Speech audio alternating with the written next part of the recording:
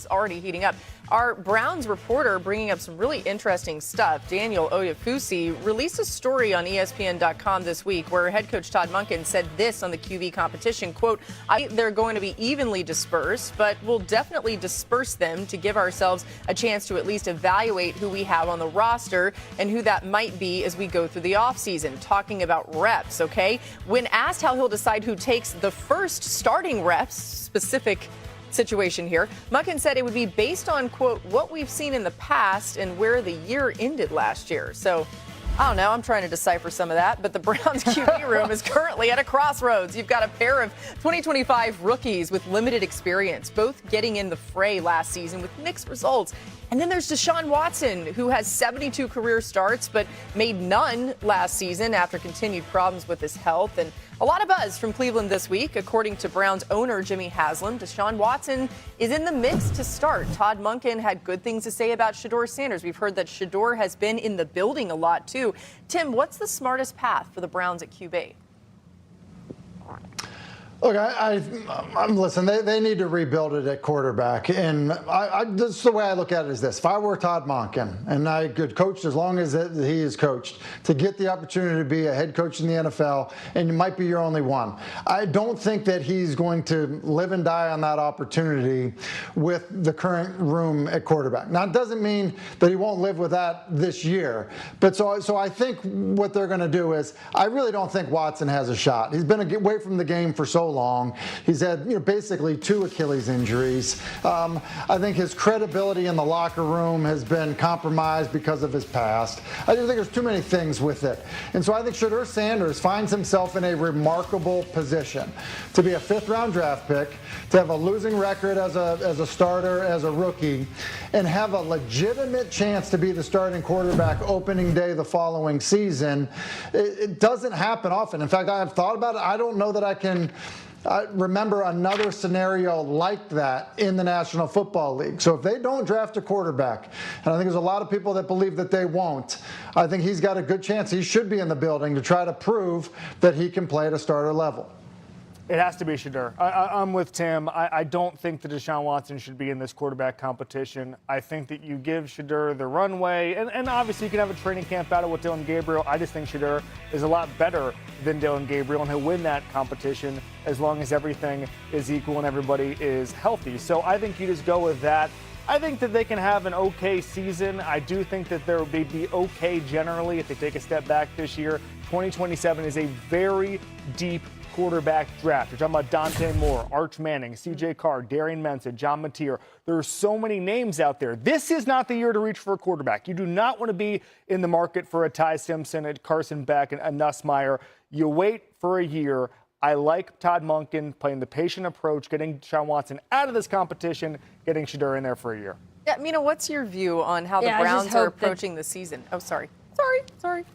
I just hope Monken gets that chance, guys, right? Like that they're going to let him be the coach next year, because I don't think it's going to be a winning season for Cleveland. I don't think the 2027 quarterback is on the roster. But Laura, to your question, I do think they're in good position to improve that roster in the draft. So Browns fans, if you want to feel good about your team, you should be happy that you're not reaching for a quarterback this year, and that the organization has the draft capital to continue improving the offense so that next year that rookie steps into a better situation than the one that likely Shedeur Sanders is played in last season and will likely this year as well. 2 picks in the first round. They're going to have their choice at pick 6, I think, of the top receiver in the draft. Could be Carnell Tate locally. And then I think you could walk away from this with another offensive tackle as well. So I think for the Cleveland, you got to really think about the long-term plan here and how can we continue improving this offense. You got a great tight end, great back last year, so that next year it's a good situation for a rookie quarterback. Yeah, it's a great point. I mean, shoot, they still have Myles Garrett too. So on the defensive side, it's like you look at the entirety of this team and you see what Mina's talking about there, how they could set this up really well for any of those quarterbacks you just named. Arch Manning, you want to go to Cleveland? We'll see. Maybe they'll win too much. I don't know. Coming up next on NFL Live, for Saquon Barkley's mouth. That was the last time we saw the Eagles, by the way. And the run game went backwards in 2025, just a year removed from their Super Bowl win. Philly ranked top 5 in 2024 in yards per rush, rushing first downs and touchdowns, but fell well outside the top 10 in all 3 of those in 2025. There's been a lot of conversation around the Eagles, what's going on. There's been anonymous reports, all that jazz, but the numbers bear out a lot of this as well, and we certainly talked about plenty of it as the season was developing last year. Mina, Jalen Hurts' success is tied to the Eagles' run game. So what adjustments do the Eagles need to make this offseason to improve? Yeah, well, let's start by talking about why the run game matters so much for Hurts in particular. I dispute the notion that Hurts isn't coachable. His improvement over the course of not just his professional but college career speaks to the fact that he is quite coachable. However, I do think it is indisputable that he has certain preferences, like a lot of quarterbacks, one of which is he doesn't like throwing over the middle of the field. He prefers to face single high coverage. The best throw in his arsenal is a go ball. When he gets those one-on-ones on the outside, that's when a lot of the magic happens. Now, the problem is, and Laura, the numbers you put out illustrate this, you're not getting as much of that single high coverage when defenses aren't bringing extra safety into the box to stop the run.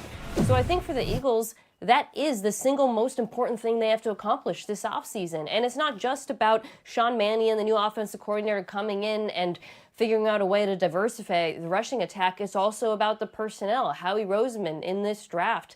The offensive line wasn't as good last season. And I do think you've got, an aging legendary right tackle in Lane Johnson that they could look to back up in case he misses games. But to me, if you're focused on fixing the run game in order to help your quarterback be his best self, it has to be attacked from all angles, schematically, but also in terms of adding offensive linemen. They added a blocking tight end, which I loved, by the way, but that's something that has to continue to be a focus in Philadelphia. Yeah, Tim, so much of this, too, has people scratching their heads. Like, why did Saquon Barkley have the year that he had previously and then last year fell off a cliff?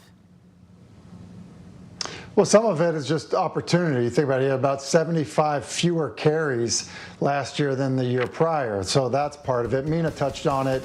She's exactly right. The offensive line is getting older. They have not been as good. So that ends up being the issue.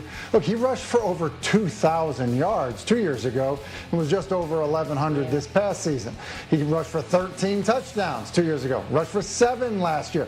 Think about this. Now, look, and I'm not sure it's sustainable, his 2024 campaign, I guess it would have been. Like, he was averaging 5.8 yards per carry. So, you wonder, like, hey, how do you win a Super Bowl with this team and this offense and this quarterback and this and that? Look, they were a big play waiting to happen when they turned around and handed the ball off. Look, that was different. And so, yeah, like, it shouldn't be a shock that Hurts's, production, consistency, all of that is going to be tied directly to Saquon Barkley's production and how well he plays.